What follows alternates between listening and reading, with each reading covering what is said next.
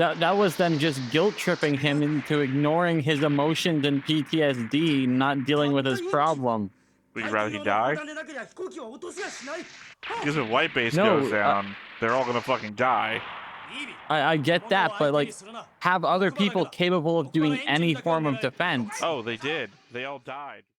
Hey everybody, welcome back to another Stone Face Reactions. I'm Theta, beneath me is Justin, below him is Lessons, and we are here with another episode of Gundam, Mobile Suit Gundam, the OG. Let's see, who wants to do a recap of what happened last time? Yeah, last time was episode 8, Winds of War.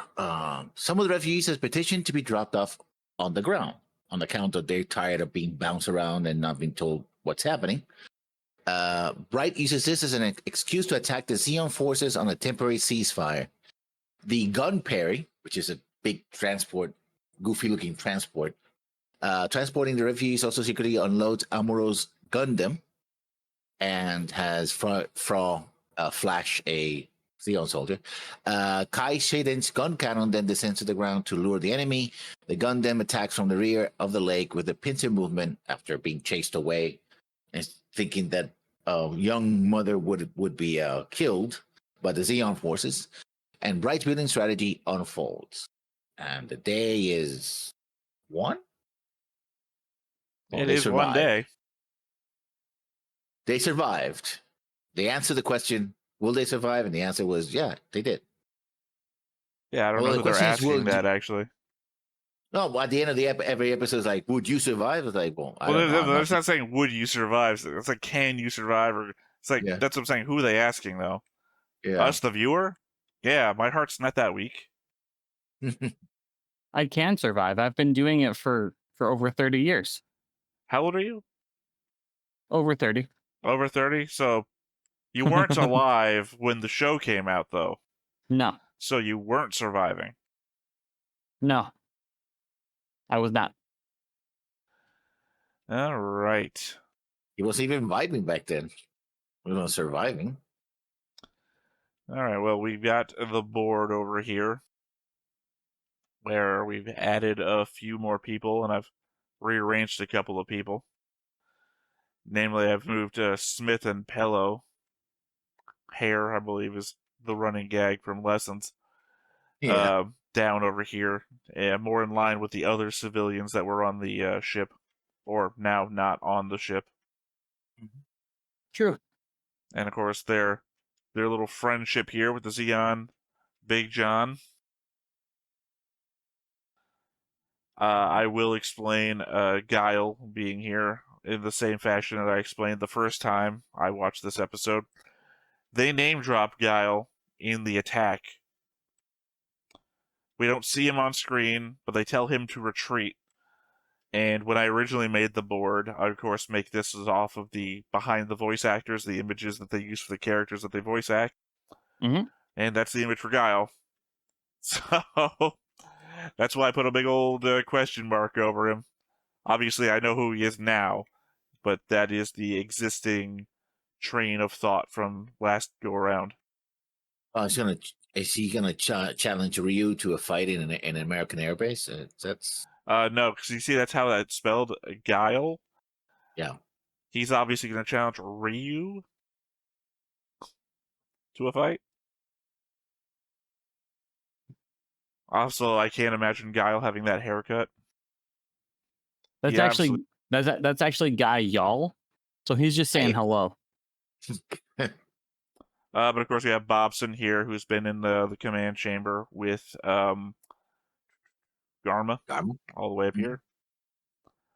Otherwise, an added death marker here for Amuro. For Amuro's little chain here, Bison, who's now dead. Indeed. Other than that, I think everything is basically still the same. See what I do? The original time I watched this, obviously, I rewatched the episode, took notes, and then made the board changes off of that. What I'm doing this time around is I'm just watching the old episodes where I have the commentary, taking down the transcript, and then really carefully squinting and looking at the board as me and Griff talked about it and see what changes I need to make again. So that's my little cheat method at the moment. But yeah, speaking of notes, I will say a lot of the notes I did cut out because we talked about them directly during the episode.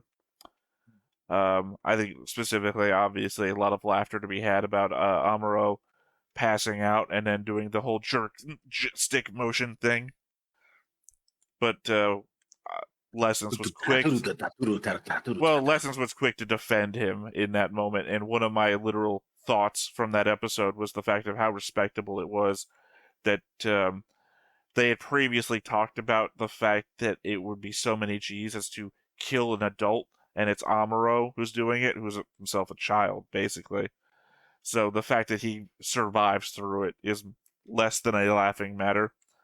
And also I enjoyed the fact that snapped his neck to the side with the G's, but then when he wakes up, you see he's leaning forward and his head's down, implying that the core fighter is slowed down in a show don't tell fashion. So other than that, though, the kept thoughts, I always think it's crazy where shows that consistently have spaceships and whatnot in orbit around a planet can't keep track of stuff on its surface. Maybe I just assume that due to it being the future, that they would be able to do better than we can now. I know Minovsky particles can hide things from radar and the like, but there are a number of satellite imagery techniques to be able to watch a target on the ground that should be even simpler when you can control your spaceship and not stuck in a specific orbit like our satellites are. The Falmer ought to be up there keeping a visual on white base at all times. I guess the reconnaissance plane is a close second to that, but it's feels a bit hockey by comparison.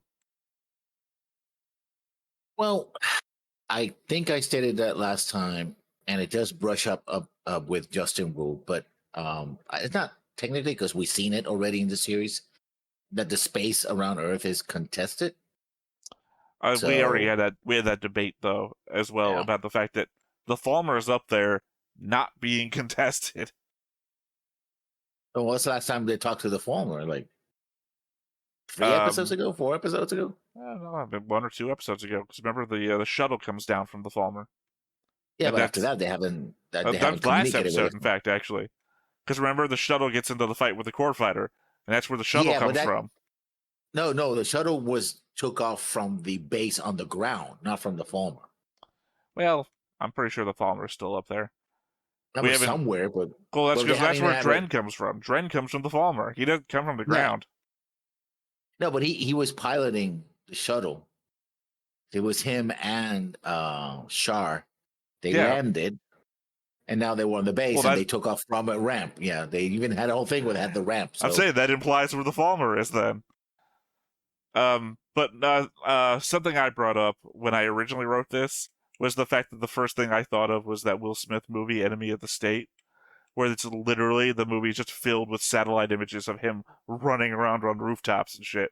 So I'm just saying, literally, also the white base is a white and blue object and a brown background of a desert. It's like really hard to miss. It might be a little obvious to spot. Well, I know one of you brought up cloud cover or something like that, which would be great, if not for the fact that they're also doing like spy plane reconnaissance on it with no cloud cover to be seen. So it just feels a little bit ridiculous. And I understand it's older media, so they don't have the actual years of build-up of sci-fi and actual technology to go with. It's just a little bit of disappointment on my side. So we know that Earth was polluted and overcrowded to the point that it was almost uninhabitable enough that even with half the population moved off the planet, parts of Africa are still becoming unlivable by humans. It's from the origin, by the way. And we now find out that some of the population were forced to move to space, evicted from their homes, and separated from their loved ones. Enough that even on Side 7, the under construction side, that I would have thought had the most voluntary population of all, had these people that just desperately wanted to get back to Earth. It's an interesting angle to consider. Zeon with his space is the place extremism, Giran and his spaceborne humans are the next step of evolution, and just these ordinary people from Earth that were forced into it. They just want to go back to Earth. It's Gundam being complex in their takes on things. In a good way. I certainly wouldn't have thought that of any of them when we saw them in the origin getting off the landing craft, right? They certainly didn't seem excited in retrospect to be there, but also there's also a political aspect to it as well.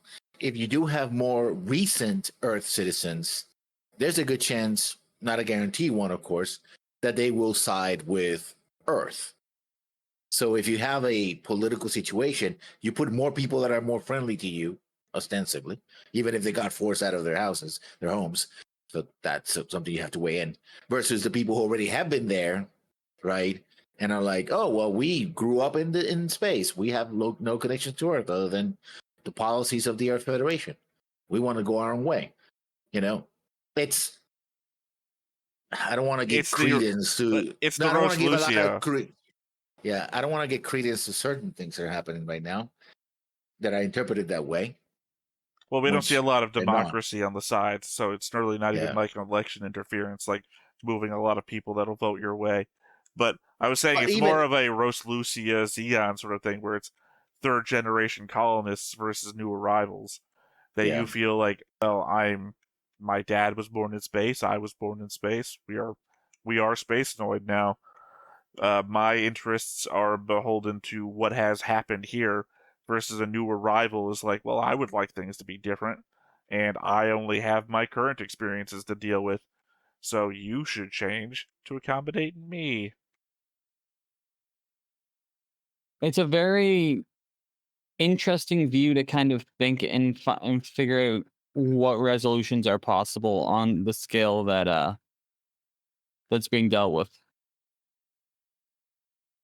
And also, I think if you're going to keep on building sites, you need population, right? Not only for the construction, but support, consuming. I mean, space capitalism seems to be a situation here. We haven't seen any other economic system.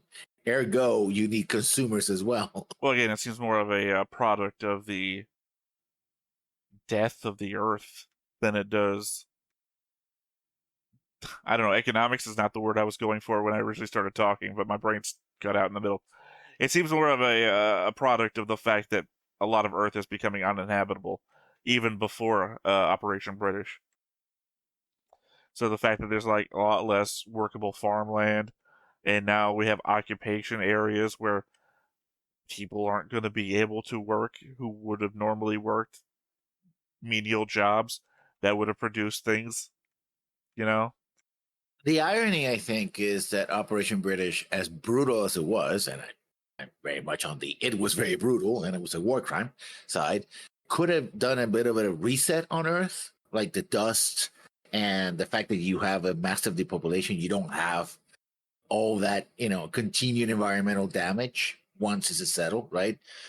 So whatever was happening would be slowed down, unless the implication is that Earth was already past the tipping point. Short of, engaging in full eco-fascism would stop it, This is one of the comments I didn't write down because we had it during the episode. Well, we had the first half of the comment in the episode, which was, I asked if they had directed an entire thing. If Island Ifish had hit its target directly, would the damage have been less to the world than it's spreading out across the entire planet? Because like the location of last episode, as I thought anyway, was destroyed by the debris of Island Ifish. That crater was as a result of that. If everything hitting one spot, and the end statement of that whole discussion that we didn't have, obviously, was the fact that the planetary destruction effect, the amount of shit that would have been kicked up into the atmosphere, causing basically the same effect of a nuclear winter, didn't happen in the show. I think it would also be more damaging if it struck where the original target was based off how close it was to the equator. Well, it was supposed to hit in the Venezuela. base. It's in No, it's not Venezuela. Venezuela. No, it is Is it Venezuela. Venezuela? I know. Yeah. I think it's Brazil. No. The problem here is that I did a lot of map work with Griffin back in the day, and it Okay. is in Venezuela, according to the work that I did before. I thought it was Well, always in. I think it was in Brazil and would have destroyed the Amazon I in the will. process. I'm not going to like double check Gundam Wiki or anything. I'm going to double check a map because I know where on the actual map it is. And if I'm just saying the wrong country, then so be it. But mhm. I did transcribe myself. I said Venezuela in the past too. But like, so if we have pieces hitting Australia and a lot of places that are decorated around like around the planet versus a big strike on the equator, the damage that could hit ocean currents and a lot of stuff from that could be far more problematic than the obvious atmospheric issues. I mean, I get that. Wait, one thing, and then I'm going to address Justin's statement. It is Venezuela, according to the information I had before. Only because they named something like I want to say Carcass or something like that. They named something in the region, and when I looked it up, it was in Venezuela. But to the point that Justin made is also a discussion that we had the last time around, which was the fact that it doesn't happen in the show, which would imply different physics are at work. Because there's an argument that I sometimes make when it comes to reacting to anime that you make your assumptions based on the world we live in because that's the base standard. But if something doesn't happen in an anime and you say that the anime is wrong for not happening this way, you will have to assume that then maybe the anime world is operating on a different set of physics because it is the world in which stuff happens.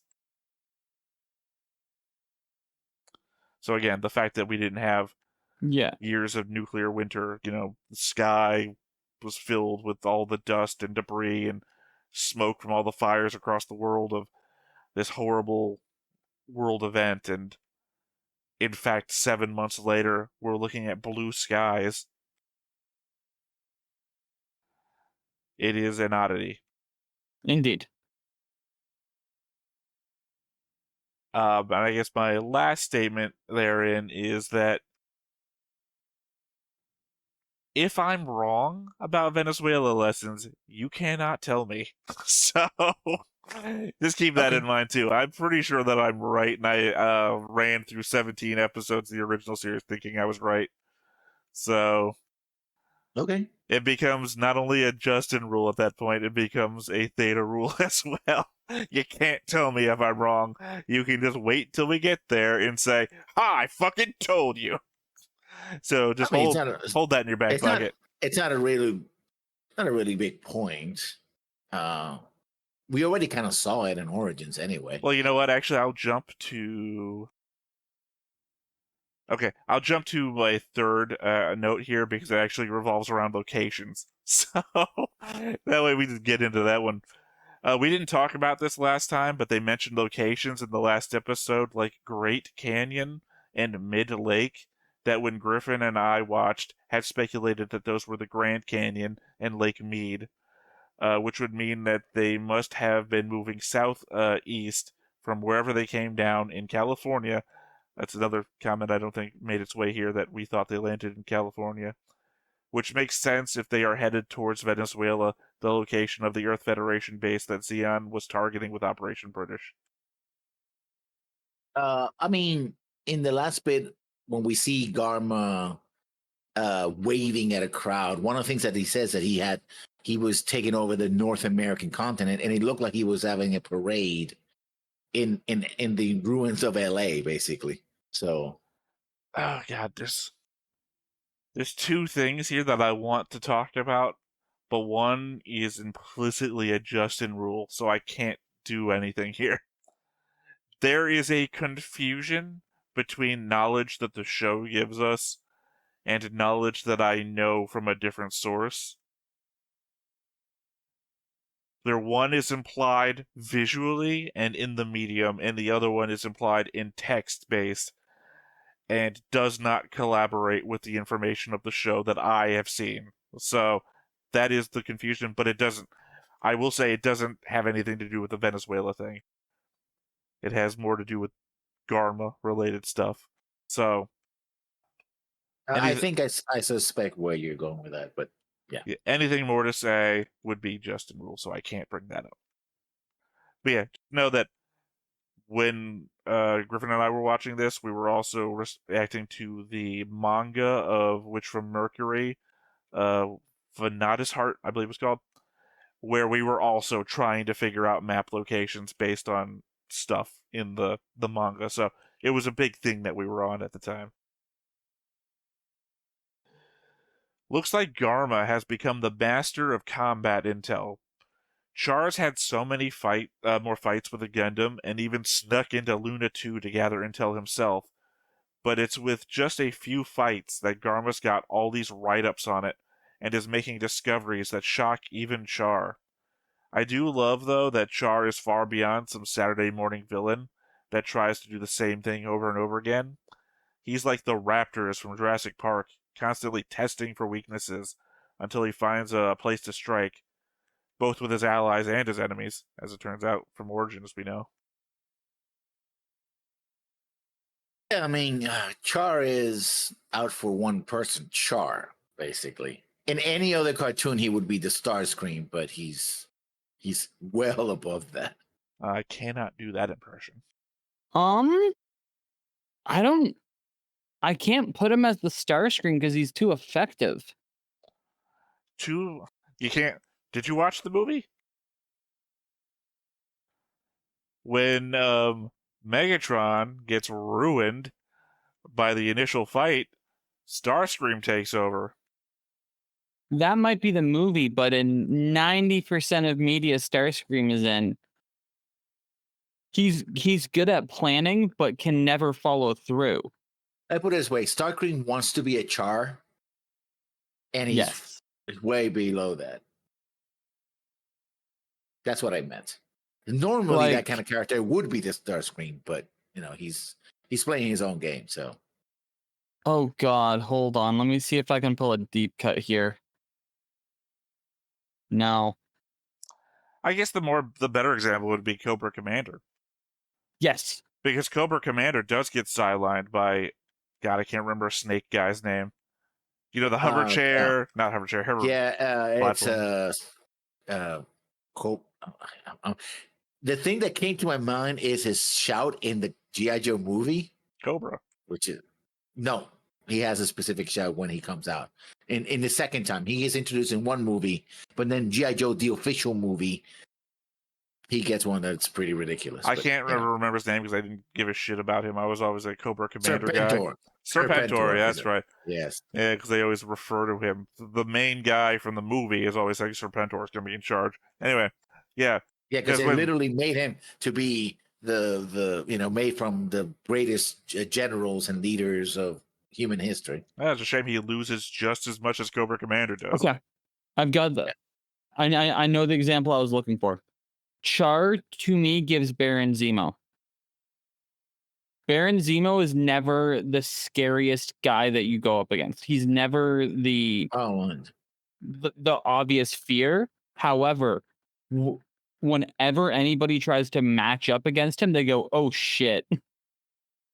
What do I do?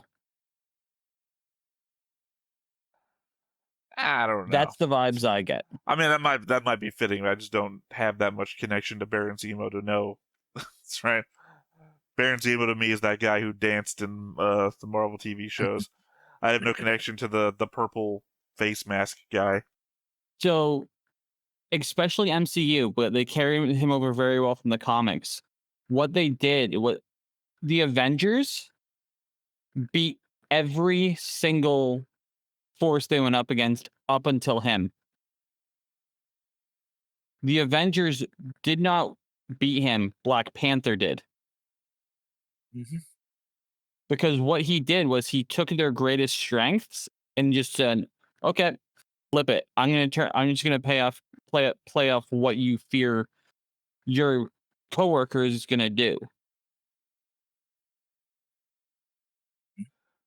Sorry, I'm just thinking that Justin League movie. Justin League movie? God damn The it. Justin League movie coming out in 2022. No, just that one where the bad guys get Batman's plans for the Justice League goes rogue and uses them Yep. against them. I guess Prometheus also does that, which is, the guy who has a computer on his head. Mm. All right, next up.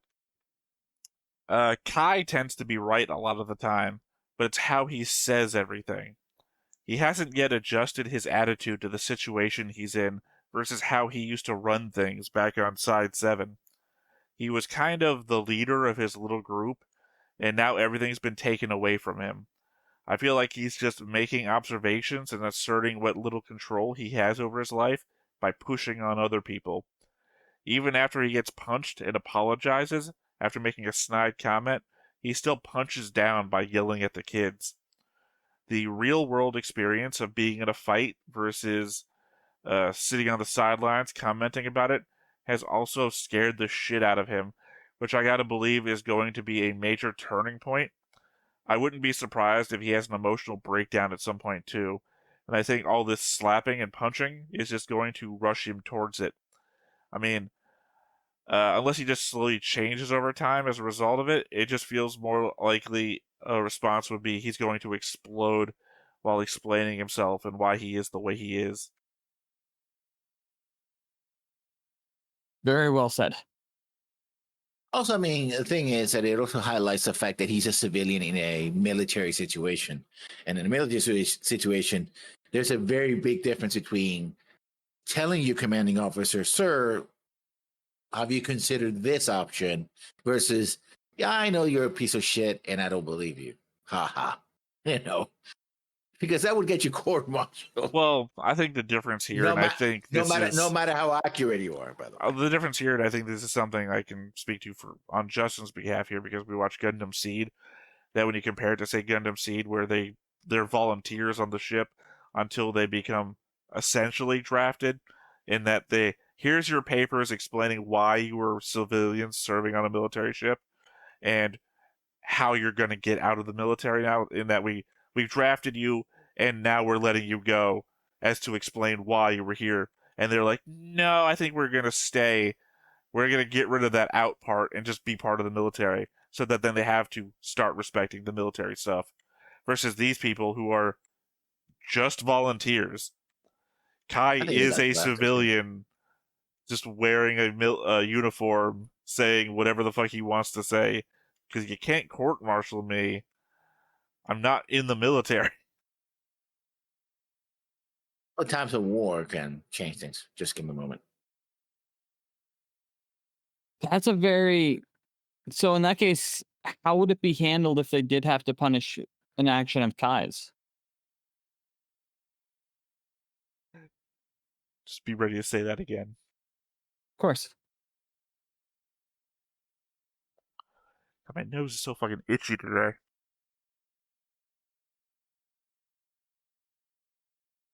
Also notice I'm breaking out in that one very specific place you always do in like a TV show when you're like, oh no, I've got prom tomorrow. Do you have prom tomorrow? I do have to see a doctor tomorrow. Maybe I'll ask him after prom.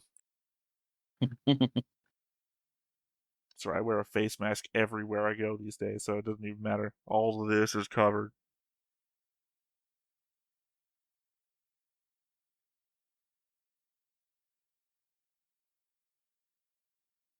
All right, say that thing you said again, Justin.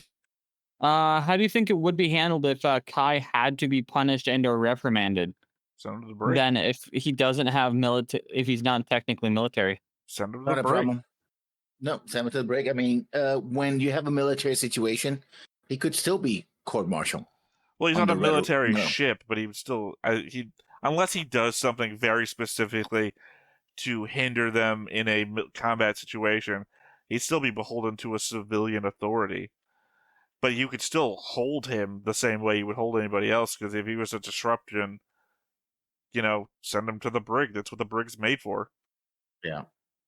But otherwise, Well, you just I don't know what type of articles of war the Federation operates in, but essentially these people have been drafted. That's what it is. well, they're not though. They're not though, and that's my standpoint is that you can't get him on like insubordination or disrespect of a higher officer. He's not in the military. You can restrain him or whatever you need to do in the combat situation because your authority on a combat bridge. Same thing you guys were coming up about the whole sit-in was stupid, right?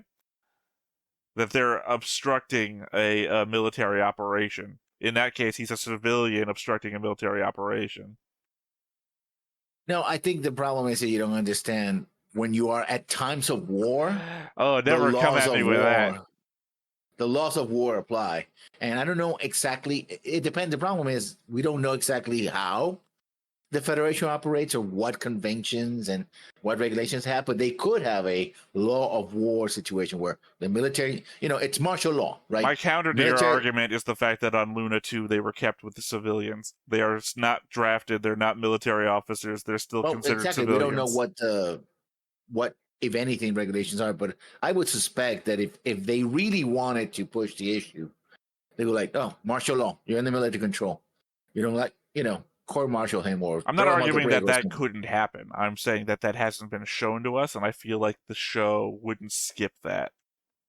The same way Gundam C doesn't skip it. They would be shown to be drafted so that we would know what the characters, what stakes the characters are under now. Because that's kind of the impetus of the show at this point, anyway. That we need to know what Amuro's mental state is. We need to see how the characters are handling the stresses that are being put upon them. So to skip them being drafted would be insane. All right, next up. Zaku pilots still aren't ejecting, but at least one has had the sense of mind to see the Gundam, drop his gun, and just try to make a run for it. Unfortunately, Amuro isn't a live and let live kind of pilot, and chased his ass down and killed him anyways. I guess if you show up for a fight, just expect to die if Amuro takes the field. I mean, again, how did Amuro start all this? These guys started opening fire. They killed a bunch of people inside 7. So it's like, why should I accept surrender? Again, he's also, now that you said he's a civilian, He has no responsibility to take surrender. Militaries, under different laws, and have an obligation to take a surrender. Civilians don't have that responsibility. Yeah, right. It falls into a very weird ground because I know there are laws about civilians fighting in a war zone. Because I do believe that one of the first, we made a lot of jokes back in the day about war crimes because war crimes just happen all the time in Gundam. About it being a war crime to shoot I know it's disabled is one of the words we've used before, but he wasn't disabled. He just made himself uncombat worthy. He surrendered his weapons. Yeah, he becomes a non-combatant. Yeah, and he basically killed a non-combatant. Yeah, potentially surrendering one, depending on how you want to read the situation. He clearly wasn't surrendering. He was trying to run away, but he made himself non-combat viable.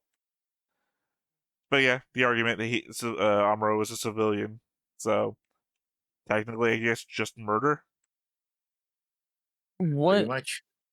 Amuro would at this point would have to be somewhere between civilian and military. That because the amount of time he's been in the field. I don't think you get common law married into the military. Yeah, no. He could be considered an insurgent. He could That's be considered what I mean. an auxiliary. And again, I don't think the Geneva Conventions apply, or if they do, they got okay, we know that the Arctic Treaty literally was about to bring that up. May or may not have reinstituted the Geneva Conventions. And we don't know the specific articles of it. We don't get a read of what they agree to. So, yeah. Justin Rule, their example. And they also talk about insurgents on Earth fighting against Sion. So, I'll bring up a Gundam Seed example again that Justin and I previously had a conversation about. Is the world darker in Gundam than it is in real life? Because there's a big debate we had in Seed about hostage taking being a war crime, and in one of the episodes they have a mock trial for the main character, where one of them brings up the fact that hostage taking is against the law, the world court, and another character says, except under these situations, which weren't real. I mean, they're made to be real in the world, but they're not real in reality, implying that the world of Gundam Seed is a darker reality where we just said, sometimes you gotta take a hostage. So, is the world of Universal Century Gundam just darker, where these laws don't exist or have changed to reflect this new environment? They may not have existed in the first place. Again, it's an alternate reality. So, Yeah. all right, my last note here.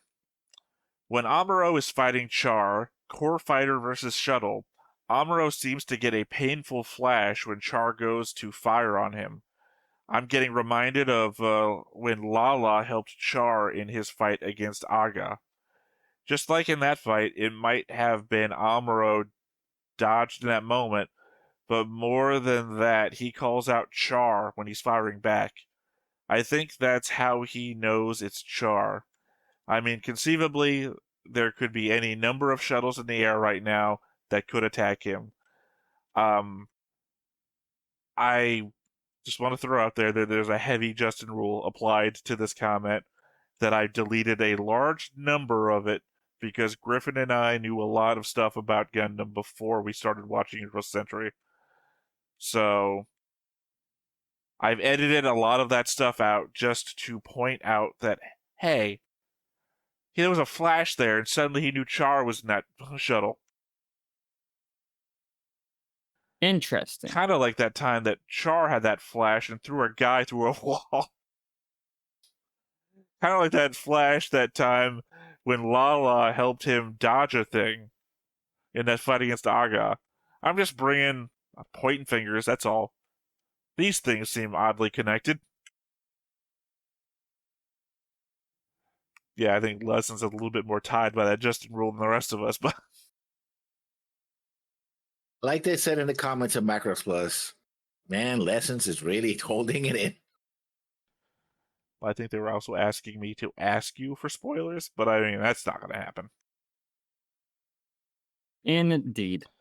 So yeah, that's me pointing those things out and hoping if Justin has a comment about it, cool. If not, we'll just move on. Nope. All right, well, anything else y'all want to cover before we hop into this?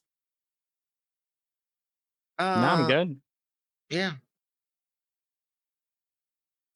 Yeah, you do? Well, one thing that I didn't cover on the recap was the fact that also Amuro seems to be under increasing stress, as we see in the last panel of the last scene. So I think that might be important. I don't know. I Just had throwing it. I had a note written out about it, but we had actually discussed during the episode a whole lot about Amuro's potential PTSD and sleep deprivation and everything like that. That I thought that would have been just literally doubling down on the topic that we had already discussed at length. Yeah. All right. Well, let's go ahead and hop on into it. Let's do it. But before we get started, Make sure that you hit the like button. Hit that subscribe button. Comment down below to feed that algorithm. on top of all that, if you want to watch more shows like this, Unfiltered. Uncensored. And uncut. as well as some early access stuff, You can check it out over on the Patreon. It's just $5 a month, but hey, no pressure. There's zero pressure in order to do that. It's just a little bit of extra support, and it would be greatly appreciated.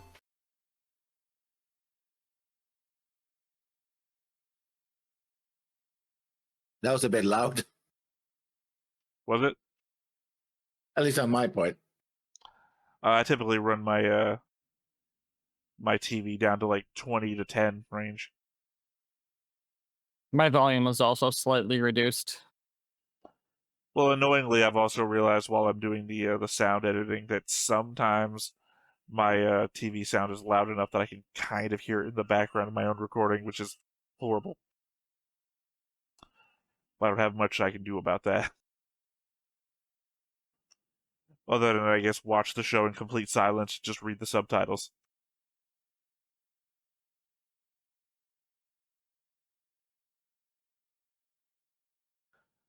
And we've already reached the point that there's not much left to talk about in the opening.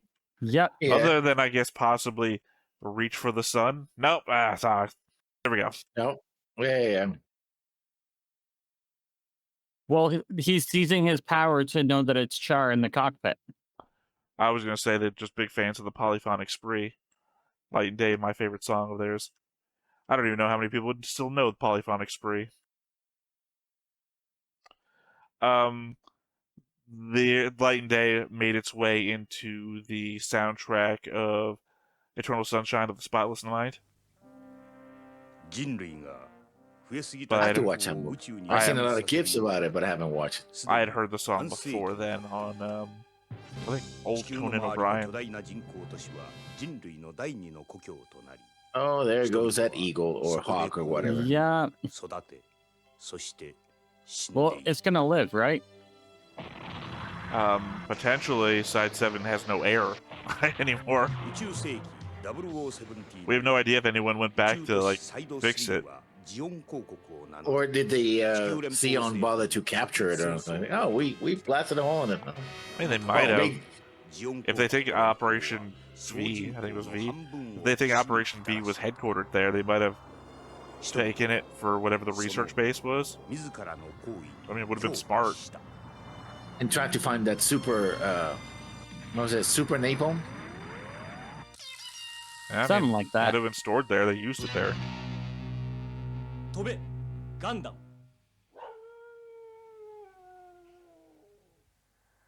Yeah, what a way to tell you that this planet, this Earth sucks like two howling dogs in the ruins of a place. I mean, I hate to share it with you, Lessons, but Earth sucks now.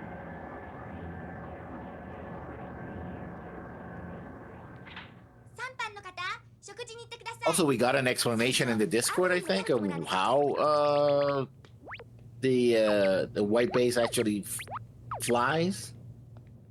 So there is an explanation for it. Is that on the Discord? Yeah, I think so.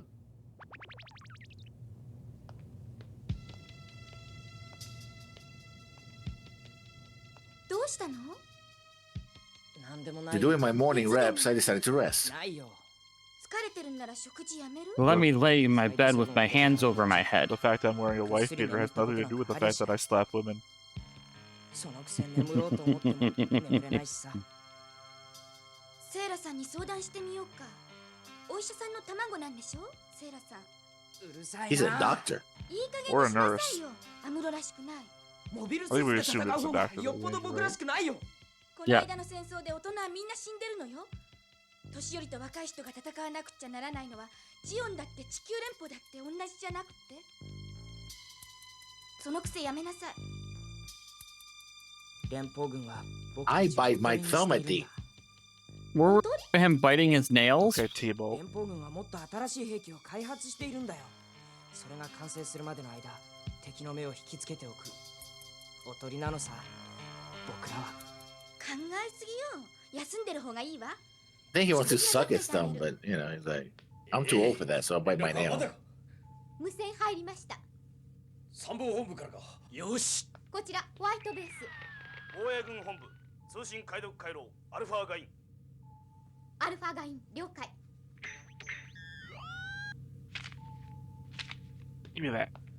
ホワイトベースは敵 He's like, what the hell? 突破して海に I 脱 keep 出 my する receipts. それだけです。助けにも来てくれないのか。おい、話はできないのか。参謀本部と。無理です。ジオンの勢力圏内では暗号通信だって危険すぎます。将軍たちは何と思っているんだ。現場を知らんのだ、戦場。田村さん、お年寄りたちの食事。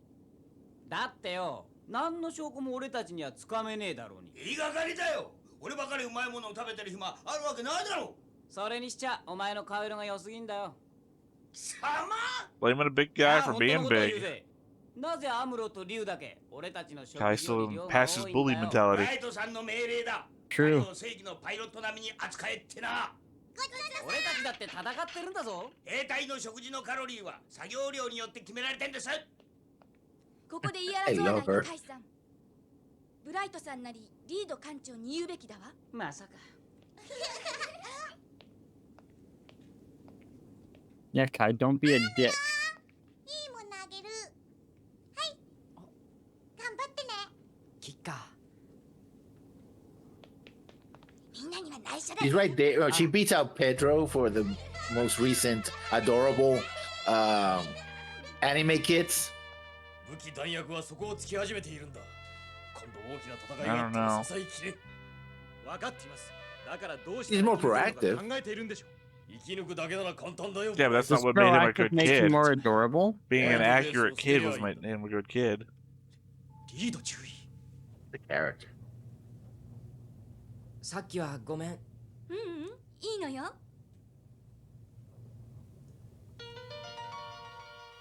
What an asshole. Yo.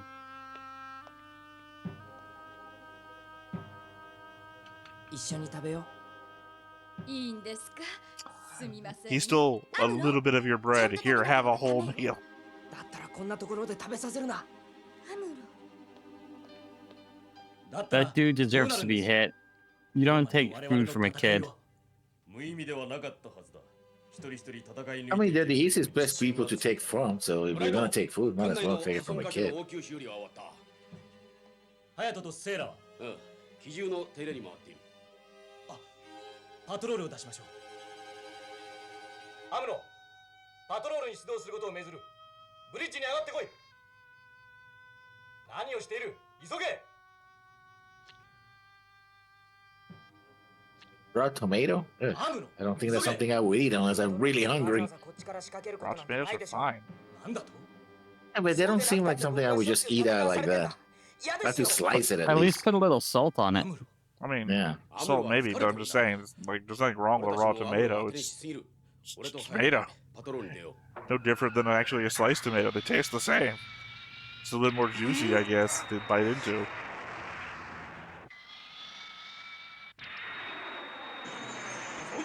I think I'm surprised. I've heard a lot of tomato hate lately. よ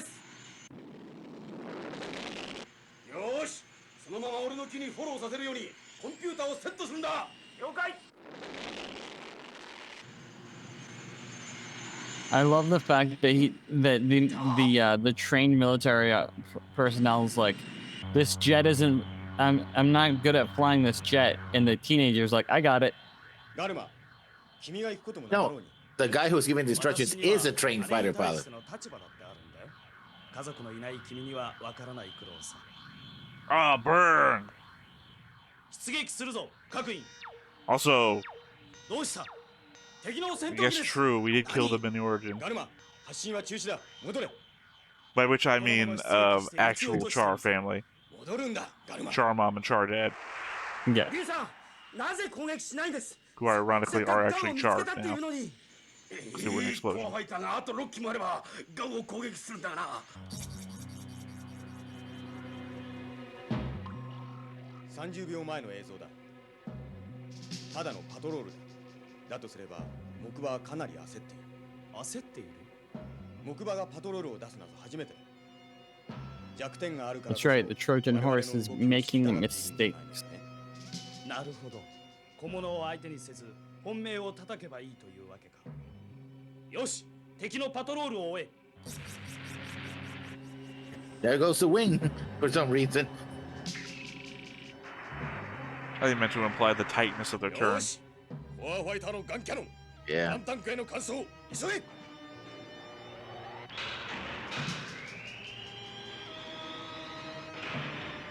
また缶オケ入りかよ。上に行きます。リュウさん、お願いします。不慣れだから指示してくれよ。はい。 Giving everybody combat experience. わからないわよ。あのカイさんだってガンキャノンに乗るし。 Combat experience is valuable. みんなはこれから嫌になるのさ。僕は違う。何回も何回も乗せられたんだ。何？フラウボ。アムロがダメなんです。戦いたくないって。なんだと？ブライト。アムロ、いいか。出撃なんだぞ。戦いが終わったらぐっすり眠れ How るってい dare う保 you 証がある not んで do すか？ exactly what we want? アムロ。自分でもどうしようもないんだ。私、アムロ In that scene, it feels like they just woke up together and like, Amuro. 僕だってそうなんだ We know it isn't that way because she's just reaching for the 怖い screen, の but 嫌なん still. だよ。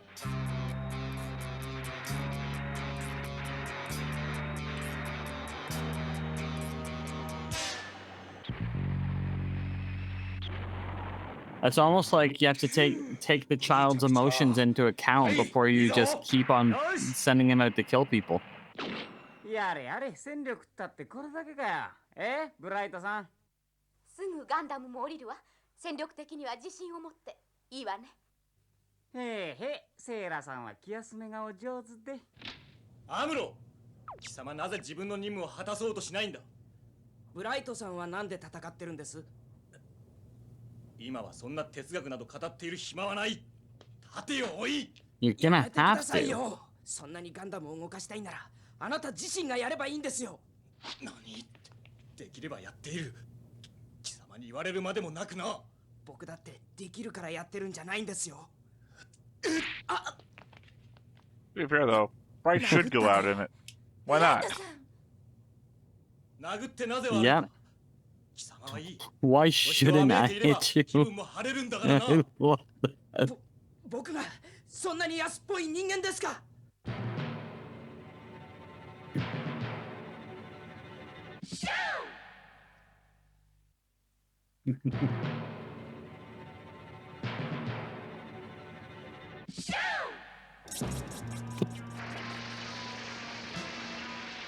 Too many of those slaps and you won't be too bright after.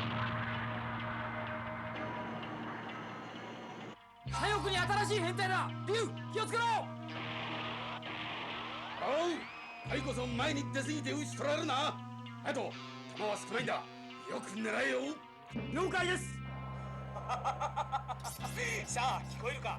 木馬がなぜ焦っているか分かったぞ。おお、それは幸いだな。なぜだ。教えてくれ。モビルスーツだ。陸戦タイプのは2機出ているが、例のやつが出ていない。おそらく出られんのだよ。 Like, technically, the core of all these things is a core fighter, which is an air type.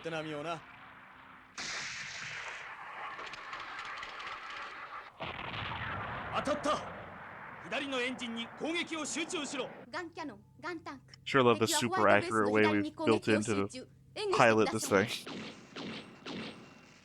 Mhm.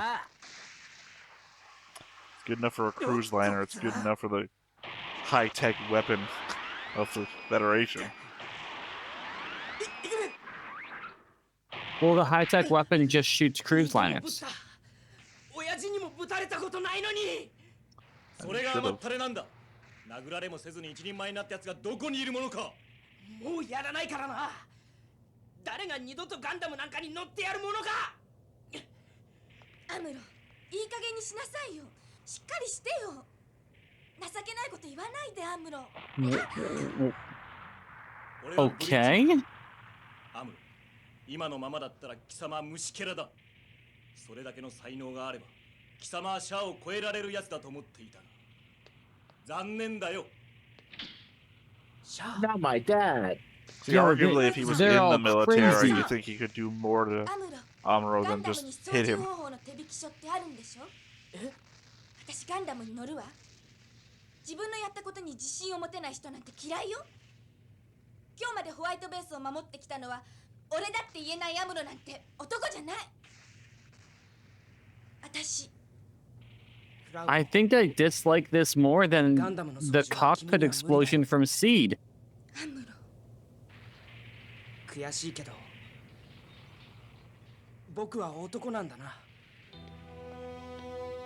Well, it was fine. She motivated him with.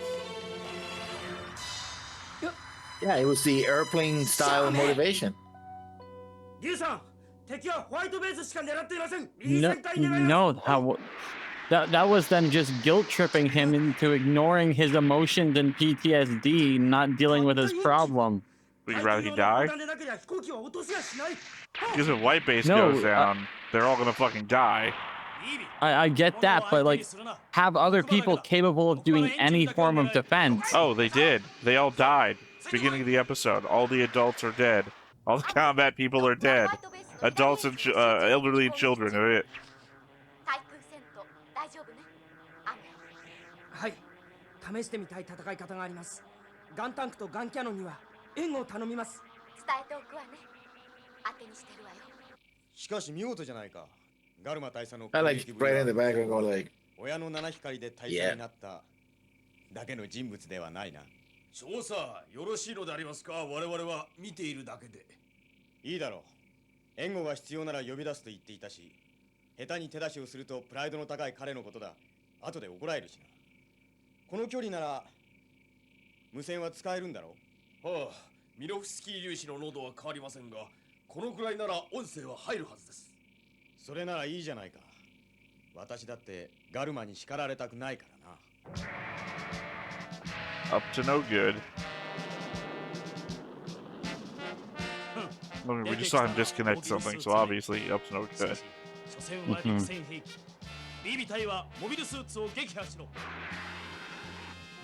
not just disconnected, he poured something into it. You see a little like dirt that came out. Well, that's the problem, is it came out.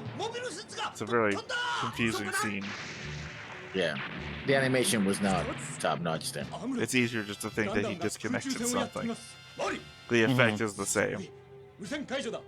セーラ、ガンキャノン、ガンタンクに指令。ガンダムの着手進化を狙い撃ちされないように援護させろ。了解。 The heroic music has kicked in. 分かってますよ。 Indeed. すごいじゃないか。ハヤト、援護するぞ。了解です。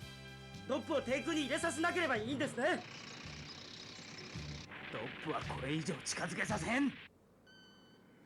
8、5、2、0。モビルスーツがジャンプしている。いや、飛んでいるんだ。連邦軍め、なんてモビルスーツを作ったんだ。Gundam was able to leap tall buildings in a single bound. 3つ。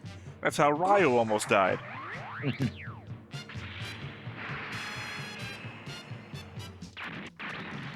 Oh shit, I just got that joke you made half an hour ago.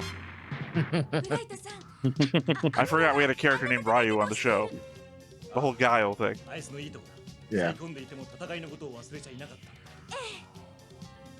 ムロ、強くなったわね。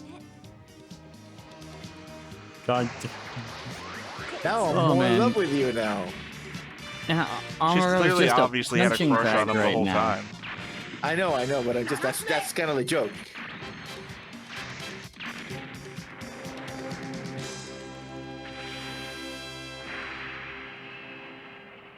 隊長機か。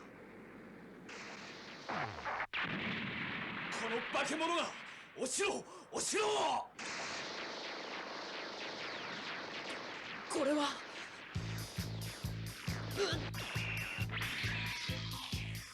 But why do you close your eyes at the last second, Amuro?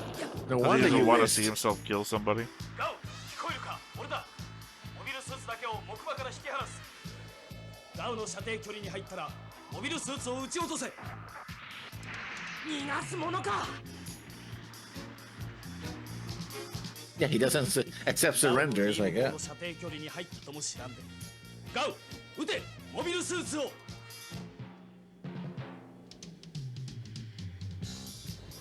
聞こえないのか。ガウ、私だ。ガルマだ。どういうことだ。こちらからは確かに発信しているはずなのに。 Oh no.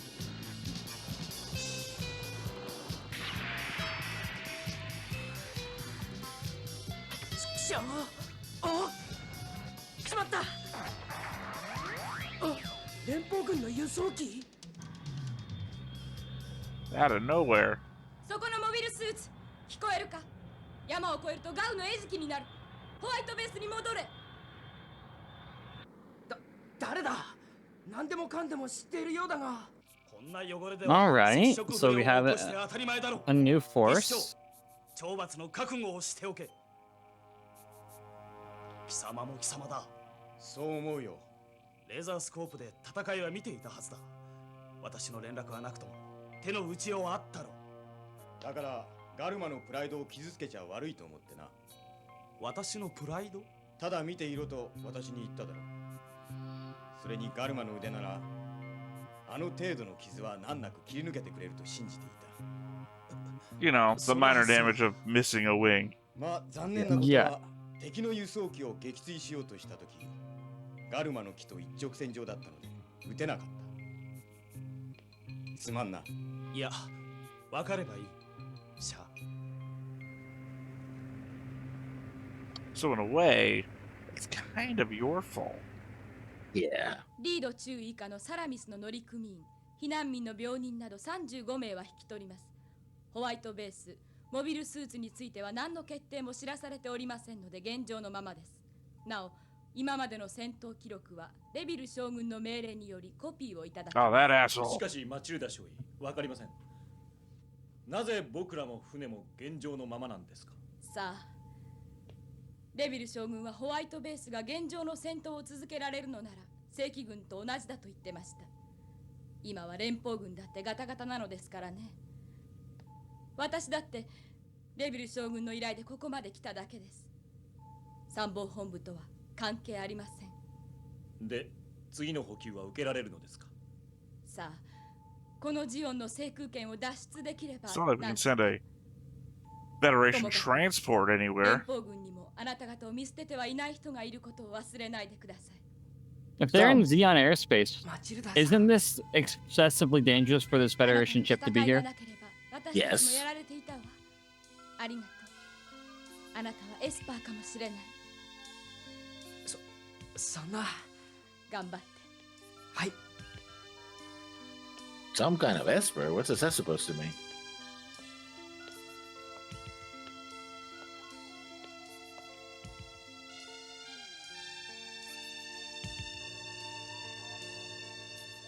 一瞬の香りを残してマチルダは去った。アムロにとって Creeper.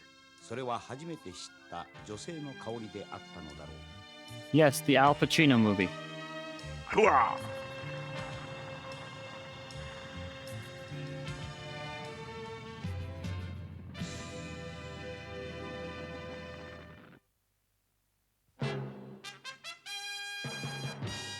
ホワイトベースを打ち漏らすことはイセリナとの恋にかけてもできなかった。最後の教習を Iselina. ガルマ Wow. ザミ。 That's a heck of a アムロ name. たちが闇の中に恐怖を見たとき、シャアの企みがガルマを包む。機動戦士ガンダム。次回ガルマ散る。君は生き延びることができるか？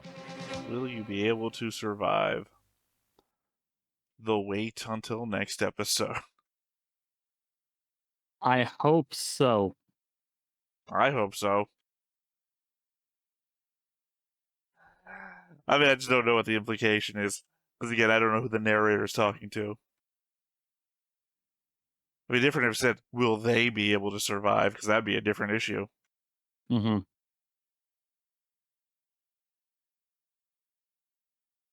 I mean, thoughts?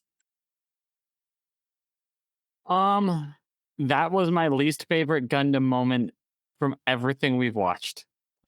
I think you're fucking crazy. When they guilt tripped the teenager dealing with PTSD, exhaustion, and other most likely psychological problems to get back in the cockpit by questioning his manhood and calling him a disappointment. Fuck that. I'm with Lessons Hero. Slap the shit out of that kid until he gets back in the cockpit. Oh, sorry. And assault. Get the mech, Shinji. Exactly. That's what I was going to say. I mean, I didn't like it because his father's a jackass, but, you know, an abusive and got him into that position in the first place, but, you know. Oh, sorry. You're talking about Evangelion. I was very confused. Yeah, like, yeah. who's his father in this situation? Yeah, well, he wasn't bright, was he? Oh. That's a joke. He was bright, actually. He wasn't bright, though. But anyway, yeah, no, I don't care. That's not worse than the Gundam Seed thing you referenced. Also, again, if the white base goes down, then they're all dead. So his little tantrum means nothing in the grand scheme. See, the difference is that's not so much a tantrum as someone expressing genuine problems And the answer is not assault, guilt, and questioning their manhood. The answer is, I understand.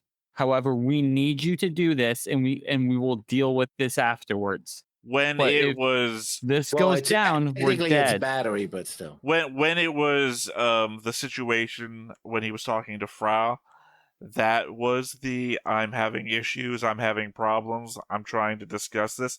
That was that. When he turned and said, well, then I'm not getting it in anyway, that was the tantrum. So in that case, the response should have been what she did in the hallway, instead of insulting his manhood, going, in that case, show me where the manual is, I will do it. That's what she did. And then it added a But- little bit of insult because he needed that. Because fuck But Amuro no, in that scenario. That happened after Battery if questioning Gundam, his manhood. if Gundam and- was made in America, Bright would have just grabbed Amuro by the lapels, dragged him to the Gundam, thrown him in, and just dumped the Gundam off the side of the ship. Amuro will figure it out, or we'll all die. Because fuck it. You know what? Fuck it. I hate Amuro sometimes, and I'm glad this is what it takes to get him going. I hope he gets a disorder where that's the only time he can get an erection, is when he's getting this kind of treatment. The kid is horrible. Sorry, I know. I don't feel that way all the way. I've been pushed this far. I'm having a little bit of a tantrum. You might understand from the episode. Well, first of all, we got 2 slaps for the. Well, one was a punch. Oh, they count. No. One's a little bit further. You got 1 slap and then 1 punch. The counter is up to you to keep track of. And we also basically, she told him, if you ever want to get laid, get in the Gundam machine. That's going to happen, basically. That's what she told him. And he's like, shit. Thank God I have another woman I can smell. I never. Oh, okay. I'm getting back in the robot. Look, he needed what motivation he could get.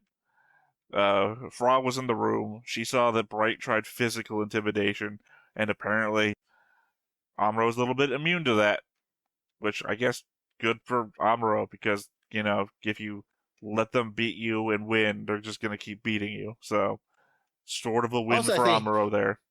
He says his father never hit him, but I think father treated him far worse than hitting him. Like, I simply am going to ignore all your psychological needs and tell you exactly what you need to do. I think he's already used to that. That's a different argument, though. I don't know. I don't remember if we had it or it was in a previous one, but what Tem's attention was given to the thing that was more important. I feel like the war effort was more important than his son. In that instance, yes. It's not like he didn't care for his son. We did see repeated scenes of him looking at his son's picture. It was the indication of, this is why I do this. But yes, but he never transmitted that to him. You can say, I love my children, but if you never tell your children you love them, it's like, no. Again, it's the actions speak louder than words. Unfortunately, they don't speak to Amuro. I think I said this during Origin. Amuro is a latchkey kid. It's just the reality of the situation. That's not good, though. Well, it's not good, but neither is the situation. Like, the world is bad. I'd rather my kid hate me and live than love me and die. Right? And that's why Amuro murdered him. And only gave it one thought. Oh, my dad is not here. 2 episodes later.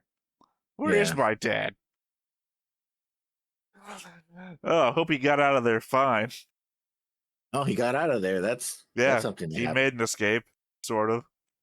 At least he was wearing a spacesuit.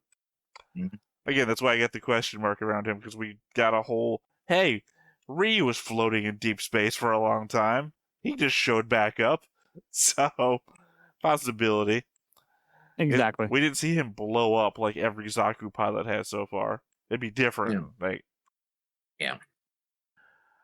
But yeah, no, I'm obviously don't abuse kids emotionally or physically. I'm not like it's obviously don't do that. Well, no, it follows. I mean, you're laughing, but I mean, I'm trying to explain here to the comment of why do they laugh when bad things are happening, right?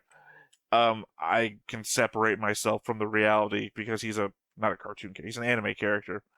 He is not really being happened to. So I can be flippant about it without like I'm not watching a home movie of some kid getting abused by adults that are around him, or I guess older kids, as it turns out, because Bright's only like what 5-6 years older than him. Yeah, it's not TikTok. We don't have to go there. Well, I'm just saying it's not serious. So yep, that's what I mean. Also, another possibility. Bright says, if you're not going to get in the Gundam, I'm going to do it. Well, he can't. And doesn't give the choice. He can't because Amuro said, "Why don't you get in the Gundam?" And there's like that whole the whole social thing going on here. Bright says, "I'll get in the Gundam." Amuro wins, and for some reason we can't let Amuro win. So I think there's also the fact that he's like second ranking person on the ship, and you don't want to follow the Palo example, right? You don't want to put yourself on the front line and then die and leave the ship to a bunch of kids. Well, no, it's the idea that Paulo fucking shrapneled to death because he led by example. Well, we don't have any people left. All the adults that were combat trained are dead. I have been on this ship since day one. I'm like the last guy here. Other than, you don't want the guy with the broken arm bleeding. Also, you don't want a person who doesn't know anything about the Gundam to try to do it. I mean, Amuro barely survived the first time. I mean, he only survived because how resistant to damage the Gundam is. Otherwise, he should have been dead. Learning computer, and he read the manual a lot. So, plus he spent all that time in Origin, well, half the episodes of Origin, reading the specs. So, he is literally the most qualified person. They're not asking the random people on the ship, hey, who here wants to try out the Gundam? Although, to be fair, technically the other two are gun things, so they have who wants to give a try on the gun tank or the gun cannon. I mean, this is 1970, but I would think that in a modern day, a ship like this would have like a simulator, so everybody could train on it eventually, right? Or like you set up like a computer, like a screen, and like a little Gundam style, video game. Think so, because I think it would be something that you'd want to protect and limit people's knowledge of. I am only for the fact of the more people who know, the more people who can be turned. I'm getting cross Gundam contamination in my head now. I can't remember. I don't remember if Ryu says something about a simulator, but also the fact that we watch Gundam Seed, which has Archangel, which is basically white base, and it has a simulator in it. So it was literally one of the characters that gets killed, spent all of his time on the simulator, goes out no actual combat, and gets fucking murdered. So maybe not a great. Also, Macross was a couple years later. They say they spend 25, 50 hours on simulators, so we don't know if that was aboard the Macross, although the Macross is much bigger than White Base, but still. I think that's probably because it's more beholden to Top Gun and actual Air Force training and whatnot, where you do spend a lot of time on simulators when you're not in active duty.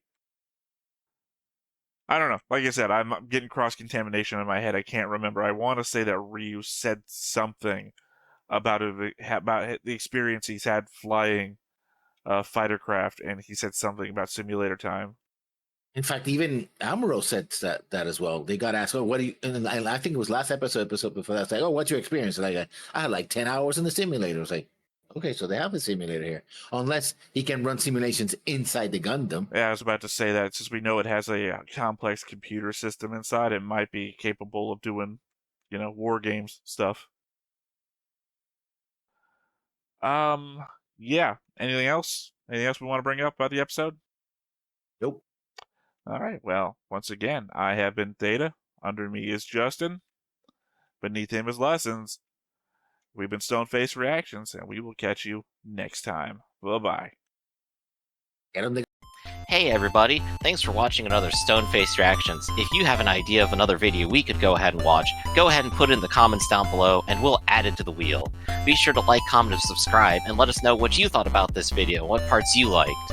And until then, we'll see you next time. Is this too goofy?